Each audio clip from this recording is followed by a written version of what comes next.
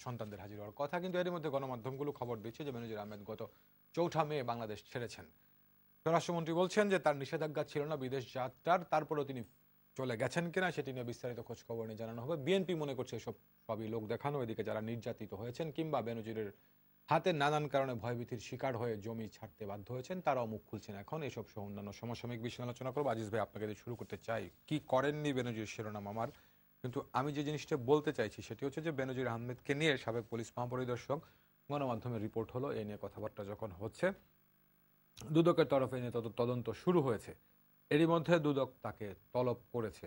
আর বাকি প্রক্রিয়াগুলো মানে যেগুলো সেগুলো আপনি জানেন ভালো করে, এবং গণমাধ্যমে লাগাতার রিপোর্ট হচ্ছে।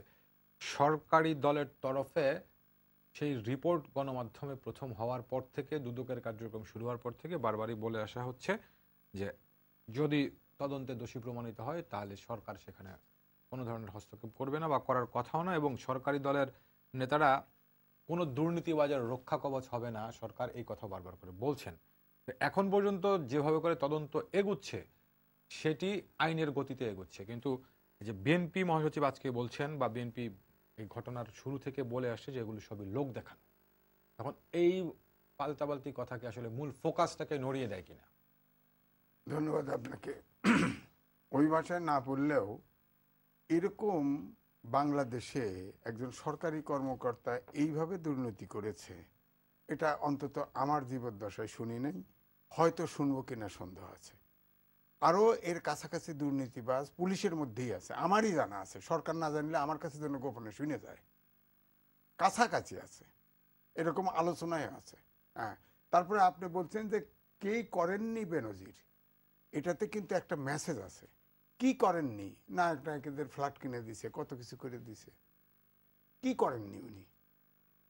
আর আপনাদের টেলিভিশনেও দেখছি সে আসলে সবচাইতে দুঃখী মানুষের জমি বল প্রয়োগে নিয়ে নিছে। এর ভিতরে বেশি সাধারণ হিন্দু সম্প্রদায়ের লোক অনেক বেশি বল প্রয়োগে বাধ্য করছে, লিখে দেয়, যা টাকা দিছে দিছে।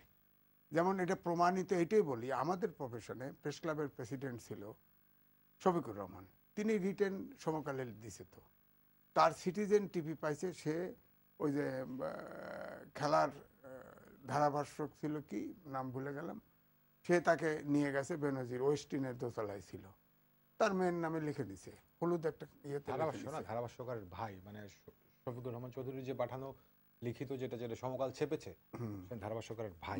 হ্যাঁ, যাই হোক।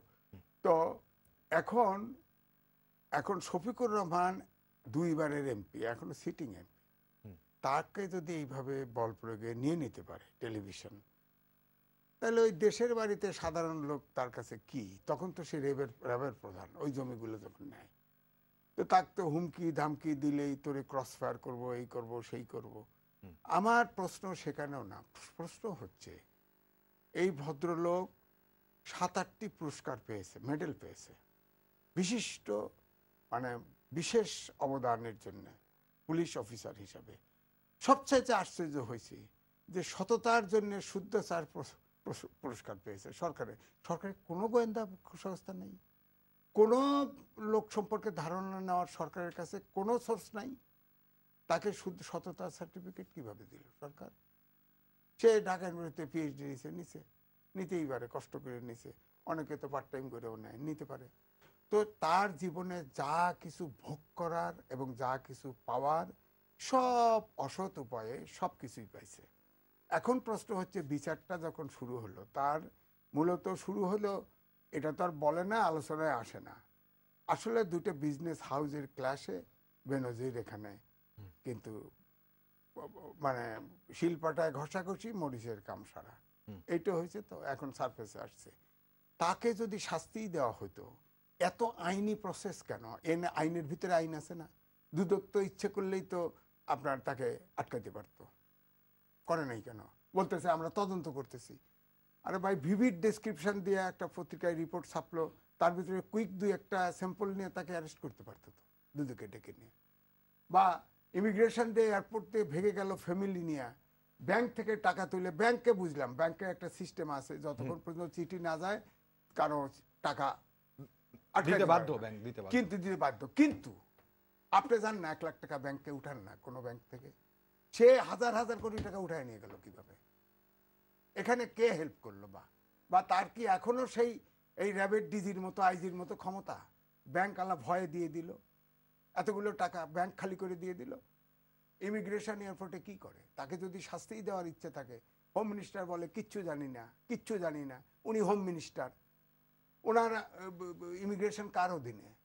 উনি যদি ওনার বিচারই চাইতো যে তার বিচার হবে আইন অনুযায়ী বিচার হবে, ঠিক আছে, গ্রেপ্তার না হোক, ইমিগ্রেশন দিয়ে পার পায়ে গেল কেন সে? না, ইমিগ্রেশন কি করবে যদি ইমিগ্রেশনের কাছে কোনো নিষেধাজ্ঞা চিঠি না থাকে? ইমিগ্রেশন ভাই বাংলাদেশ হোম মিনিস্টার বা একটা এখান থেকে হেডকোয়ার্টার থেকে যে কোনো জায়গা থেকে একটু খালি টোকা দিলেই হতো, এই লোকজন যেতে না পারে, বাস ফিনিশ। আইন লাগে না তো।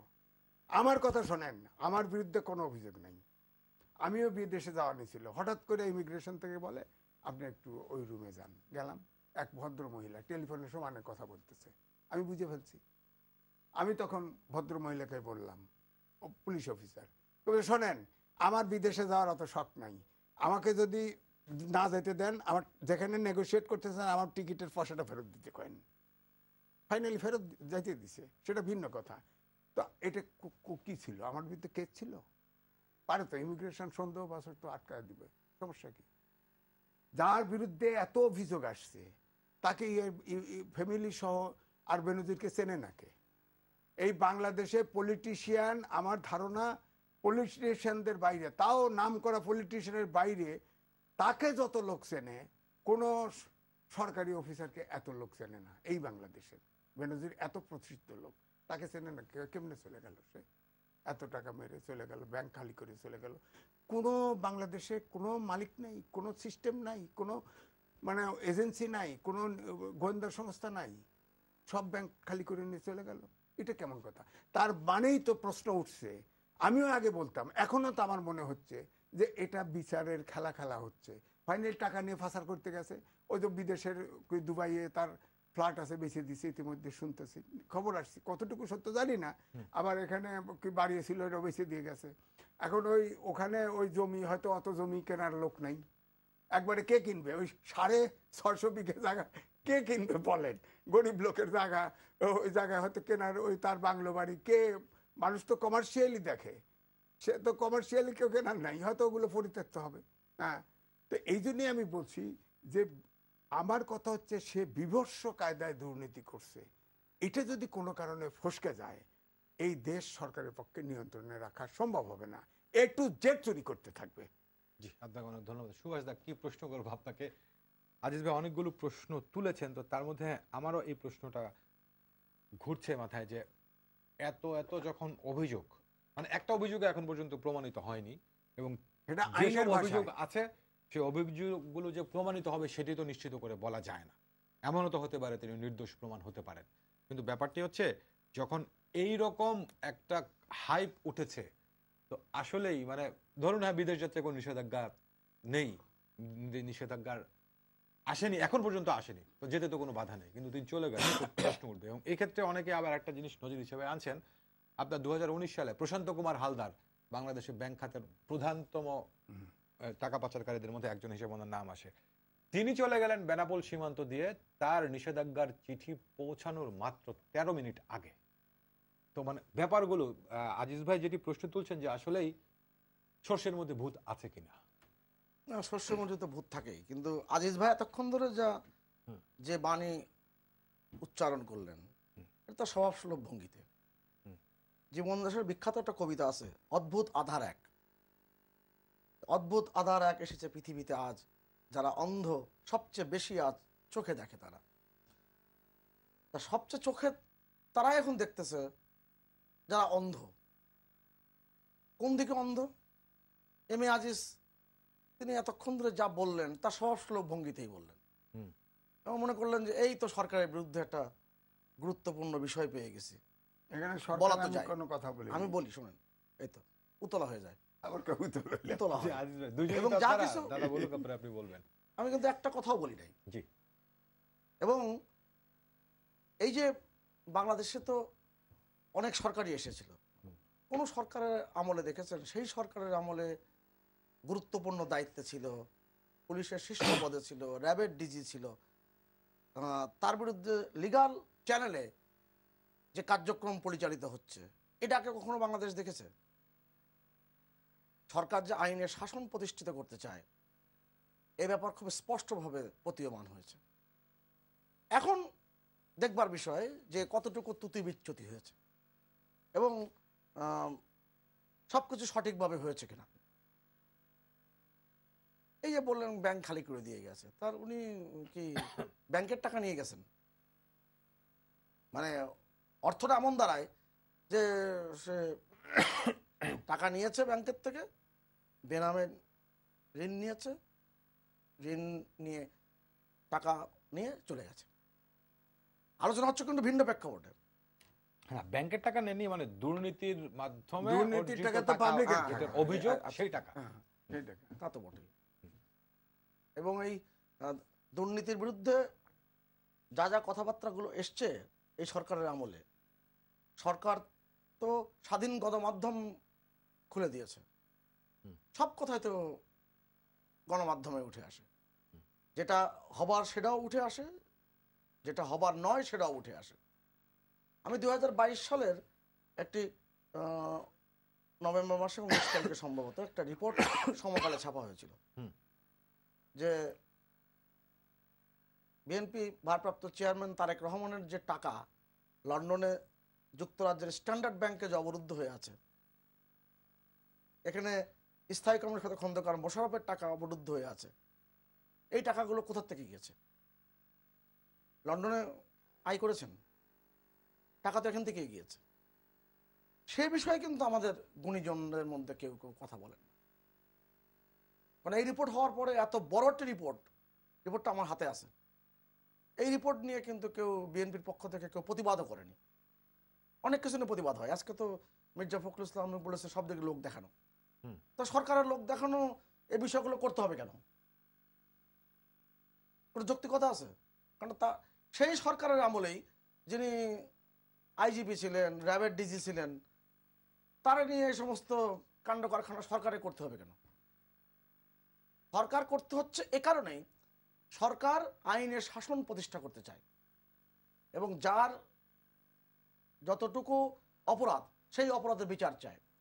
বাংলাদেশে তো আইনের শাসন ছিল না। আমি যদি এই কাহিনী বর্ণনা করতে থাকি অনেক সময় লাগবে, সময় দেবেন আমাকে? কিভাবে বাংলাদেশের আইনের শাসন, কিভাবে বাংলাদেশে যাচ্ছে তাই ঘটনা ঘটেছে, এটা তো বর্ণনা করতে গেলে আজিজ ভাই বলবেন যে অনেক পুরনো কথা নিয়ে আসছেন। কেন, কোনো কথা তো পুরনো নয়, সব কিছু ঘুরে ফিরে তো আসে। এখনো ঘুরে ফিরে 74-এ কালাকানুন নিয়ে আজিজ ভাইরা কথা বলেন, এখনো 73 সালের ঢাকা বিশ্ববিদ্যালয়ে কি ঘটেছে সেটা নিয়ে কথা বলেন, এখনো বঙ্গবন্ধুর সে দ্বিতীয় বিপ্লবের কর্মসূচি নিয়ে এখনো কথা বলেন। প্রতিদিন তো বিএনপির নেতৃবৃন্দ কথা বলছেন। কথা একেবারে খুব পরিষ্কার, এই সরকারের যে কার্যক্রম, বিশেষ করে এই দুর্নীতি বিরুদ্ধে যে তার যে অভিযান, সেই অভিযান কিন্তু তার দায়িত্ব পালন করার ক্ষেত্রে কিন্তু যথেষ্ট পারঙ্গমতার পরিচয় দিয়েছে। এখন কতটুকু স্বচ্ছভাবে হচ্ছে, আগামীতে কি ঘটবে সেইটা নিয়ে আমরা আলোচনা করতে পারি। এই প্রশ্ন তোলা যে সাজানো নাটক, একদিকে পল্টনে বলছেন মির্জা ফখরুল ইসলাম আলমগীর, আর একদিকে এখন টেলিভিশনে সময় টিভিতে এসে বলছেন হচ্ছে এম এ আজিজ। আচ্ছা, এইটা গেল দাদা, কিন্তু আজিজ ভাই আর একটা কথা বলেছেন যে তিনি যে বারবার পুলিশের সর্বোচ্চ পদক বিপিএম পেলেন, তিনি যে শুদ্ধাচার পুরস্কার পেলেন, এগুলো মানে তিনি যে কাজগুলো করছেন, মানে সরকারের গোয়েন্দা সংস্থাগুলো কিংবা সংশ্লিষ্ট অন্যরা যারা তাদেরকে এই পদকগুলো দিল, তারা কি একেবারে অন্ধকারে ছিলেন? না, সে ব্যাপারে বক্তব্য দেওয়া খুব কঠিন, কিন্তু একটা কথা তো পরিষ্কার, এটা কিন্তু নতুন নয়। যারা অতীত দিনে যারা নানান রকম অপকর্মে যুক্ত হয়েছেন, যাদের বিরুদ্ধে অভিযোগ এসেছে, তারা কিন্তু তাদের প্রতিষ্ঠানে, বিশেষ করে সরকারের এই প্রতিষ্ঠানগুলোর মধ্যে তারা কিন্তু এরকম পুরস্কৃত হয়েছেন। এবং এই যে পদকগুলোর কথা বলা হচ্ছে, অনেক কুখ্যাত ব্যক্তি কিন্তু সারা পৃথিবীতেও পদক পেয়েছেন, আর নোবেল পুরস্কারের কথা নাই বা বললাম। এই ব্যাপারগুলো কিন্তু আছে সমাজে, রাষ্ট্রে আছে, না হলে খুব ভালো, কিন্তু সবকে যাচাই বাছাই করে, আর যখন তিনি পেয়েছিলেন তখনকার প্রেক্ষাপট কেমন ছিল এবং তখনকার বিবেচনায় সরকারের কাছে কিছু প্রতীয়মান হয়েছে কিংবা সংস্থার কাছে, সেটা তো আলোচনা আমরা করতেই পারি। আপনি খুব যাচাই বাছাই করে এম এ আজিজ ভাইয়ের প্রসঙ্গে বলি, তার সন্তানের আমার কন্যা সন্তানকে তিনি বিবাহ দিয়েছেন একটা যোগ্য পাত্রের কাছে, খুব যাচাই বাছাই করে। সব গোষ্ঠী দেখেছেন, তার পারলে কুষ্টি দেখেছেন, তার শিক্ষাগত যোগ্যতা দেখেছেন, তার বাবা কি করে, তার সব যাচাই বাছাই করেছেন। 2 বছর পরে আবিষ্কৃত হয়েছে ছেলের তো চরিত্র খারাপ, আবিষ্কৃত হয়েছে। এখন এটাকে আপনি তার সন্তানকে এমএজিসকে দোষ দিবেন? এবং এই যে সবকিছু যে আড়ালেও থেকে যায়, অনেক কিছু বলতেছেন যে এটা বোধহয় সত্য কথা। না না, কত যে আড়ালেও থেকে যায়, মানুষ তো বুঝবে না না, মানুষ বুঝবে, মানুষ ঠিকই বোঝে। এখন আপনার বলার ভঙ্গিতে অনেক অবুঝ কথা আছে। এই জন্য বললাম না, যারা অন্ধ তারা এখন চোখে বেশি দেখছে, কথাকে কিভাবে বলছে না বলছে মনে হচ্ছে যেন এই একটা ঘটনা, কি বিষয় ঘটনা ঘটেছে। এই সরকার তার সেই যোগ্যতা রয়েছে বলে, তার নিজের প্রতি আত্মবিশ্বাস আছে বলেই দুর্নীতি দমন কমিশন এত দুর্দান্ত গতিতে এগিয়েছে যে চার্জশিট হওয়ার আগে, তদন্ত সম্পন্ন হওয়ার আগে, প্রাথমিক তদন্তে তার বিরুদ্ধে কিন্তু সরকার তার অবস্থান নিয়েছে, দুর্নীতি দমন কমিশন অবস্থান নিয়েছেন। এটা আগে কখনো শুনেছেন? এটা তো অনেকগুলো একটা থাকে অনুসন্ধান, তারপরে অনেক পরবর্তী চার্জশিট হয়, চার্জশিট হওয়ার পরে গ্রেপ্তারি পরোয়ানা জারি হয়। এটাও দেখে এসেছি আমরা, তাই তো প্রক্রিয়া আসে। এক্ষেত্রে কিন্তু অনেক দ্রুততার সাথে এগিয়ে গেছে না? জি দাদা, সেটা কি বলেছেন যেটা ঠিক কাজ করেছেন? জি দাদা, আপনাকে অনেক ধন্যবাদ। আজিজ ভাই, এখানে সুভাষ যে কথাটি বলছেন, তিনি পুলিশ প্রধান ছিলেন বা যেসব গুরুত্বপূর্ণ পদে তিনি চাকরি করেছেন, র্যাবের মহাপরিচালক, ঢাকা মেট্রোপলিটন পুলিশ কমিশনার ইত্যাদি, মোটামুটি সবকিছুই 2009 সালে আওয়ামী লীগ ক্ষমতায় আসার পরে। এবং এখন যে সরকারটি আছে সেটিও আওয়ামী লীগ সরকার। তো আওয়ামী লীগ কিন্তু তার বিরুদ্ধে দুর্নীতির অভিযোগ ওঠার পরে স্বাধীন কমিশন, দুর্নীতি দমন কমিশনকে কোনো ধরনের কোনো হস্তক্ষেপ করেনি, কমিশনের মতো কাজ করে যাচ্ছে। আওয়ামী লীগ এখানে কোনো ধরনের ব্যবস্থান, মানে কোনো ধরনের কি বলা যায় ইন্টারাপশনের কোনো চেষ্টাই করেনি। তো সুভাষদা বলছেন যে এর আগে কবে কখন যে সরকারের সময় ছিল তার বিরুদ্ধে বিচার হয়েছে। আমরা জানি যে সাবেক আরেকজন পুলিশ প্রধান আশরাফুল হুদা, যিনি হচ্ছেন 21 আগস্ট গ্রেনেড হামলা, আর সরি আপনার 21 আগস্ট গ্রেনেড হামলা তিনি দণ্ডিত, সাজাপ্রাপ্ত। তো তিনিও কিন্তু ওই সরকার, মানে ওই সরকারের সময় আসলে কি, মানে ওই সরকার তো আসলে এটাকে অন্যদিকে নিয়ে গিয়েছিল। তো এই ধরনের বিষয়গুলো যখন সামনে আসবে তখনও কি এটাকে, আপনি যেটি বলছিলেন, আপনার কাছেও মনে হচ্ছে যে এটি আসলে বিচার খেলা আসলে কি বলা যায়? আমার কথা হচ্ছে, দেশের জনগণ পুলিশের হাতে অস্ত্র তুলে দিছে, তাদের বেতন দেয়, দুর্নীতি করলে, মানুষ করলে, সন্ত্রাস করলে তাদেরকে আলাদা বিচারে, আলাদা আইনে বিচার হওয়া উচিত। দে আর ক্রিমিনাল, সোজা সাপটা সমাজে তারা ক্রিমিনাল, আমার সাথে বড় ক্রিমিনাল, আপনার সাথে বড় ক্রিমিনাল। জিয়া রহমানের মতন ফাঁসিতে, কারণ হচ্ছে 1 মিনিট পর ফাঁসি দিয়ে দেয়। কারণ বেনজির যে অপরাধ করছে এর অংশ বিশেষ যদি সত্য হয়, তার এই দেশ থেকে ভেগে যাওয়া উচিত ছিল না। আমার কথা হচ্ছে, এই তদন্ত, এই বিচার যদি 5 বছরও চলতে থাকে, উনি যদি না আসে, ওনার ধরেন যা আছে ক্যাশ ক্যাপিটাল, বাইরে যা প্রপার্টি আছে, কত টাকা পাচার করছে, এখনো তো আমরা এটা ঠিক।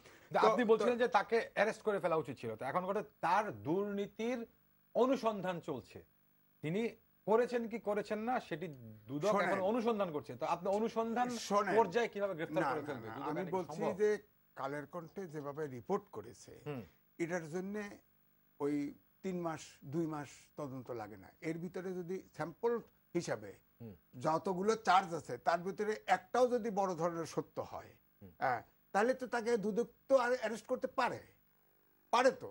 ওইটা না, বলতেছে না, তদন্ত না করে কনফার্ম না হইলে আমি কেসই বা করবো কেমনে, কারো বিরুদ্ধে ব্যবস্থাই বা নেবো কেন। তার মানে ওই আমাদের গ্রাম দেশে যারা বড় কৃষক ছিল, আগে তো কৃষকই ছিল, এদেরকে বলা হয়তো গৃহস্থ, আর চোররা ওই বড় গৃহস্থের বাড়িতে চুরি করতো। এই জন্য আমাদের দেশে গল্প আছে যে গৃহস্থরে কয় সজাগ থাক, চোররে কয় চুরি কর। এটা তো ব্যাপারটা এরকম হয়ে গেছে। আচ্ছা, আপনি বেনজিরকে খবর দিয়ে দিয়েছে, বেনজিরকে খবর দিয়ে দিয়েছে তোমার, অথবা সে যেহেতু পুলিশে ছিল, যেহেতু সে নিজেই বোঝে যে আমার এখন টাকা পয়সা সবকিছু ফ্রিজ হওয়ার সময় হচ্ছে, সে কেটে পড়ছে, অথবা তাকে খবর দিয়েছে। আইন কিন্তু একটা কঠিন বিষয়, এক অর্থে কঠিন বিষয়। আপনি দেখেন পার্শ্ববর্তী ভারতের যিনি জয়ললিতা, তামিলনাড়ুর মুখ্যমন্ত্রী ছিলেন, তিনি সর্বশেষ যে দুর্নীতির মামলা থেকে রেহাই পেলেন, জামিন পেলেন, খুব অদ্ভুত একটা কারণ। ধরেন বলা হলো যে তিনি 172 কোটি টাকা দুর্নীতি করেছেন, কোটি রুপি, কিন্তু সর্বশেষ তথ্যে দেখা গেল তিনি 172 কোটি টাকার চেয়েও বেশি করেছেন, কিন্তু যেই অঙ্কের চার্জশিট দেওয়া হয়েছিল সেই অঙ্কের সাথে মেলেনি। খান মোহাম্মদ রুমেল খুব অদ্ভুত একটা আইনের বিষয়, কিন্তু জি জি ওই ওই অর্থের চেয়ে বেশি অর্থ করেছেন, কিন্তু ওই যে চার্জশিটের যে অঙ্কটি বসানো হয়েছে সেই অঙ্কের সাথে মেলেনি। এটার উপরে ভিত্তি করে তার আইনজীবীরা যখন যুক্তি উপস্থাপন করেছেন, সেখানে কোর্ট তাকে জামিন দিতে বাধ্য হয়েছে। আইনের তো অদ্ভুত অদ্ভুত কিছু বিষয়ও থাকে, যে তার বিরুদ্ধে বলা হলো, আজিজ ভাইয়ের বিরুদ্ধে বলা হলো যে তিনি 400 টাকা দুর্নীতি করেছেন, দেখা গেল তিনি 452 টাকা দুর্নীতি করেছেন। যেহেতু অঙ্কটা মেলেনি, অতএব আইনের দৃষ্টিতে এটা চার্জশিটটা বৈধ হয়নি, অতএব সে ব্যাপারে এম এ আজিজ জামিন পেয়ে গেলেন, খালাস পেয়ে গেলেন। এরকম ঘটনা ঘটেছে। অতএব অনেকগুলো উদাহরণ তো পৃথিবীতে আছে। এটা যাই হোক আমার জানা নাই, হতে পারে। চোর আমার দৃষ্টিতে, আমরা যারা আইন বুঝি না, আমাদের কাছে চোর 1 টাকা চুরি করলেও চুরি, 100 টাকা চুরি করলেও চুরি। আর বিশেষ করে এখন যারা সরকারি কর্মকর্তা, আবার এই টেবিল যদি এখন কথা বলতে পারতো, সরকারের খান মোহাম্মদ রুমেল এই টেবিল যদি কথা বলতে পারতো, এম এ আজিজের কথাগুলো এখান থেকে ঠাস ঠাস করে ভেসে আসতো। কেমন কি বেগম খালেদা জিয়া দুর্নীতি করিয়াছেন, 2 কোটি টাকা যায় আছে, এরকম টাকা হলো, এখানে হাজার হাজার কোটি টাকা গিয়েছে, 2 কোটি টাকা এমন কোন টাকা হলো, আজ এই টেবিলের চাপড় দিলে কিন্তু বেরিয়ে আসবে। শোনেন, তখন কোনো দুর্নীতির কথা আসে না। খোঁচাখুচি করেন না, আমি বেগম জিয়ার কোনো এজেন্সি লয়ে আসিনি। তবে এই এই সরকার টেবিলে পতন বসছেন ঘটলে বলছেন তো, আগা গোড়া সবগুলোর হাজার হাজার কোটি টাকা সবার ভিতর থেকে বের হবে, অপেক্ষা করেন। এখন তো বার করতে পারতেছেন না, ওই যে বললেন না তারেক রহমান অমুক জায়গা ফ্রিজ করে আছে, এই যে এটা আমি জানি না, বার করে আনেন, এই যে দেখেছেন বার তো, করে আনেন, নিয়ে আসেন না। যুক্তরাষ্ট্র স্ট্যান্ডার্ড ব্যাংক বলে টাকা দিয়েছে, ফ্রিজ করছে কে, তাকে ওই টাকা নিয়ে আসেন না, প্রমাণ করেন, আসছে না, আসছে তো, প্রমাণ করেন, আসছে তো, হ্যাঁ প্রমাণ নিয়ে আসেন, বাংলাদেশে টাকা নিয়ে আসছে না? আসেন, হ্যাঁ নিয়ে টাকা আসেন, ফেরত আসছে কিনা, হ্যাঁ হ্যাঁ আসছে, কি না করেন, আনছে, আসছে কিনা, কথা ওই ওই কথা কয়ে তো আপনার চুরি যাচাই করতে পারবেন না। ওই কথা বলে তো বেনজিরের বেচার বেনজিরের হবে, চুরি করছে তার বিচার তার হবে। সরকার চাচ্ছে তো অন্যটা, আমি তো কোন চোরের পক্ষে নাই, সরকার এটাই আপনি চাচ্ছে। চোরকে বলতেছেন অমুকে চুরি করছে, সুতরাং এইটাও ঠিক আছে, এইটা তো আমি বলবো, সেটা বলা হয় না। সব আমি চোর বলছি এই এই দেশে। টেবিল কথা বলতে চোরকে পারলে আমি বলতো। ছোটবেলায় শোনেন, আমি ইউনিভার্সিটি পর্যন্ত একটা ঘুষখোর অসৎ লোককে মন থেকে ঘৃণা করতাম। হ্যাঁ, আমার কিছু নাই, ঠিক আছে, কিন্তু এখন তো কাউকে ঘৃণা কি, কথা বলতেই তো সাহস পাই না। এই যে বললাম না, 2 হাউজের গুতাগুতিতে বেনজির বিরুদ্ধে রিপোর্ট হয়েছে, এই কথা আমি মুখ দিয়ে বলতে পারতেছি, আমি খালাস হয়ে যাব তো, আমি এটা সবাই জানে, বলতেছে না, কেউ বলতেছে না। এই জন্য সমাজটা তো এরকম হয়ে গেছে, এটা তো আমরা চাই না, এই সমাজ তো চাই নেই। সমাজে আমি সত্য কথা বলতে পারবো না, গত 15-16 বছর যাবত এটা হবে কেন বলেন? খান মোহাম্মদ রুমেল গত 15-16 বছর যাবত এম এ আজিজ ভাই সরকারের বিরুদ্ধে কি না বলেছেন, হাসা মিসা সব কথা উপস্থাপন করেছেন সরকারের বিরুদ্ধে বলার জন্য। তাকে কেউ কোনদিন বলেছে আপনি কথা বলছেন কেন? না, কেউ কোনদিন বলেছে না, সরকারের না, বিরুদ্ধে বলছে কিনা, হ্যাঁ না বলুক না, শেষ করি। আচ্ছা বলেন। সরকারের বিরুদ্ধে এত কথা যে বলেছেন, সব কথাকে ঠিকঠাক বলতে পেরেছেন? অনেক কথা না জেনে বলেছেন, অনেক কথা ইচ্ছে করে বলেছেন, অনেক কথা কিছুটা বানিয়ে বলেছেন, বলেছেন না? বলতে হয় তাই বলেছেন। ওই যে একজন শিশু বক্তা আছেন না, তাকে যখন আইন শৃঙ্খলা রক্ষাকারী বাহিনী জিজ্ঞেস করছে, ভাই তুমি এত খারাপ খারাপ কথা বলছো কেন, এই সমস্ত কথা বলছো কেন, বলে হাউসের ঠেলায় বলে ফেলছে। তো হাউসের মধ্যে তো এরকম বলে ফেলেন। আপনার এই কথাগুলো তো যদি যৌক্তিকতা নিয়ে কথা বলতে চায় তো অনেকগুলো কথা বেরিয়ে আসবে। তো আমি এই সরকার আইনের দৃষ্টিতে যারা অপরাধী সেই অপরাধের বিচার করবার চেষ্টা করছে, এটা স্পষ্ট। সাধুবাদ জানান, কখনোই এই ঘটনা কিন্তু এরকম ঘটেনি। আমরা এই যে যার নিয়ে আলাপ করছি, সে বিএনপি শাসন আমলে এই আইন শৃঙ্খলা রক্ষকের বাহিনীতে ছিল না? হিসেব করে বের করেন তো কোন কোন জায়গায় তার পোস্টিং ছিল, তার কোন জায়গায় পোস্টিং ছিল না, কোথায় কোথায় পোস্টিং ছিল, জুনিয়র ছিল না কোন জায়গায় পোস্টিং ছিল, ছিল তো। এবং যারা যারা এই সরকারের সময় বিভিন্ন দায়িত্বে এসেছে তারা কি বিএনপি শাসন আমলে অনেকে গুরুত্বপূর্ণ দায়িত্বে ছিল না? ছিল তো। অর্থাৎ ওইটা দৃষ্টিভঙ্গে নিয়ে দেখতে হবে কিভাবে কিভাবে কি ঘটনা ঘটেছে। অতএব হঠাৎ করে এই কথাগুলো যে বলা হচ্ছে যে মির্জা ফখরুল ইসলাম আলমগীর যে ভাষণটা আজকে দিয়েছেন, যে লোক দেখানো, সরকার লোক দেখাতে যাবেন কি জন্য? সরকারের অনেক কাজ রয়েছে। এইটাই আজিজ ভাইয়ের কথার মধ্যে আবার ভেসে আসছে। এইটাই আমার কাছে কথা বেরোটা আমার কাছে ভেসে আসে। একবার ইয়াবা নিয়ে শুরু ক্র্যাকডাউন হলো, তখন বদিকে আর খাওয়াইতে পারে না সমাজে, তখন বদির বউকে নিয়ে নমিনেশন দিল। ক্যাসিনো তখন ডিএমপি কমিশনার একজন ছিল, সে ভাগ নেয় নেই, কই সাথে তো প্রধান অফিসে মন্ত্রী অফিসে এখন বহাল সে ভাগ নিয়েছে, আপনি জানালেন কিভাবে? সব নিছে, কেশিওনের যত পুলিশ আছে সব সাক্ষ্য প্রমাণ লেখা হয়েছে না, সব আমাদের সাংবাদিকদের ভিতরে কয়েকজন নিছে, নাম আসছে না, পত্রিকায় আসছে তো নাম বার করেন তখনকার সময়, পলিটিশিয়ানরাও নিছে তো। সেই ক্যাসিনোর উপরে ক্র্যাকডাউন হলো কেন, অন্তর্নিহিত কারণ সেটাও আমরা জানছি, বলতে পারবো না, কিন্তু সেই ক্যাসিনোর এখন সব আস্তে আস্তে খালাস। ক্যাসিনো কি হলো, একজন একজন খালাস হয়নি, মামলা চলছে এবং ওই সময় এখন বেনজির রিটায়ারমেন্টে চলে গেছে, এখন তার মালফানি কামাইছে 100 টাকা, তার এখন 25 টাকা থাকলেও চলবে, সমস্যা নেই। আর তুই ভাগে যা, যা মাল কামাইছস ক্যাশ লিয়ে ভাগে যা, তোর নাইলে বিচার হবে, তোর এই হবে, তুই যা বাইরে থাকগা। ও 5 স্টার হোটেলে থাকবে বউ বাচ্চা নিয়ে, মেয়ে তো আছে, বউ বাচ্চা নিয়ে থাকবে, যা এগুলো ফেলাই দিল। আপনি জানেন আপনি যে কথাটা বলতেছেন, তার মানে আপনি বলতে চাচ্ছেন যে কেউ তাকে ভেগে যাওয়ার সুযোগ করে দিয়েছে? শোনেন, সরকারের মেশিনারিজ ফাঁক দিয়ে এত বড় একটা দুর্বৃত্ত, এত বড় একটা দুর্নীতিবাজ ইমিগ্রেশন ক্রস করে বিদেশে চলে গেল, ব্যাংক থেকে টাকা তুলে নিয়ে গেল। আমার কথা হলো সরকারের ব্যর্থতা, আর না হলে তাকে ইনফর্ম করে পার করে দেওয়া হয়েছে, তাছাড়া একটা লোকের পক্ষে যাওয়া সম্ভব না, ভেরি সিম্পল। এবং আর নাইলে বলতে হবে সরকারের কোনো মেশিনারিজ নাই, নাইলে এই লোকটা একটা নন লোক, ইমিগ্রেশন পার দিয়ে চলে গেল, ব্যাংক থেকে আপনি 1 লাখ টাকা তুলতে গেলে ব্যাংকে পাবেন না, সে তার কত টাকা ছিল কেউ জানে না, তবে এই সম্পত্তি দেখে তো মনে হয় তার তো হাজার হাজার কোটি টাকা ছিল, টাকা লয়ে চলে গেছে। আপনার সময় টেলিভিশন থেকে অনুষ্ঠান শেষ করার পরে এই বেরোনোর সময় ডান দিকে বাম দিকে 4 দোকান আছে না, আপনি চুপচাপ যদি আমরা 3 জন দাঁড়িয়ে যদি এখন শুনি যে কে কি গল্প করছে, এই যে গালগপ্পগুলো যে হয় না, আজিজ ভাই যে কথাগুলো বলছেন এরকমই গালগপ্প হয়, এইরকমই কথা বলে, এবং আজিজ ভাই এগুলোকে আবার টেলিভিশনের জায়গায় নিয়ে আসছে। আমার কাছে অদ্ভুত লাগে বিষয়টা। আপনি যখন কথাগুলো বলবেন, এই যে নানান রকম শব্দ কাঁচা বাংলা ব্যবহার করেন আজিজ ভাই স্বভাবসুলভ ভঙ্গিতে, এগুলো তো টকশোর ভাষা না, বলে ফেলেন, এবং বলে ফেললে তার আবার দর্শকের নজর আসে, নজর কাটতে চান, তার নজর কাটার অভ্যাস এত এই বয়সে কেন? এগুলো তো খুব খারাপ লক্ষণ। আমি তো খোলামেলা বলি, সরকার যা কিছু করছে লিগাল চ্যানেলে সমস্ত কিছু তার অবস্থান পরিষ্কার করেছে। আপনি যুদ্ধাপরাধীদের বিচার যখন এই সরকার দৃঢ়তার সাথে করবার চেষ্টা করেছে, প্রথম যে যুদ্ধ অপরাধী যাকে ধরা হয়েছিল, যার বিরুদ্ধে শাস্তি হয়েছিল, সে পালিয়ে গেছে না, বাচ্চু রাজাকার পালিয়ে গেছে না। এখন আজিজ ভাই বলবে যে সরকার এটা পালানো সাহায্য করেছে, অদ্ভুত সব যুক্তি।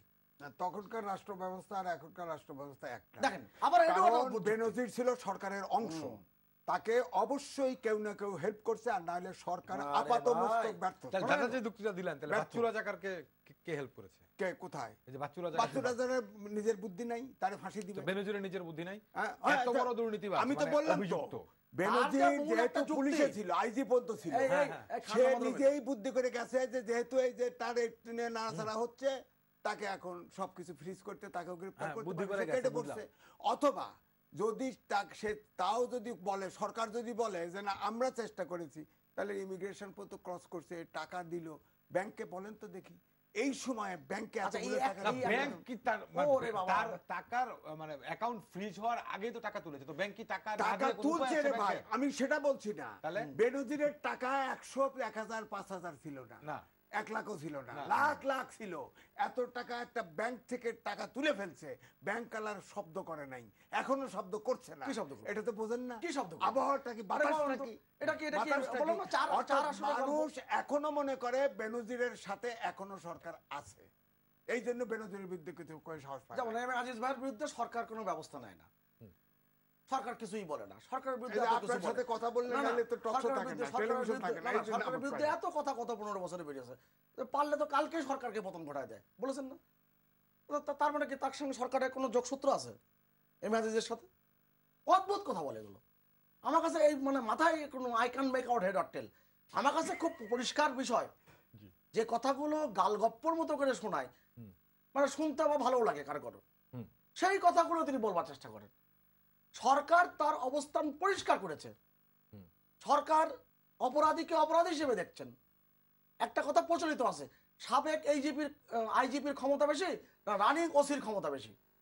Running OC.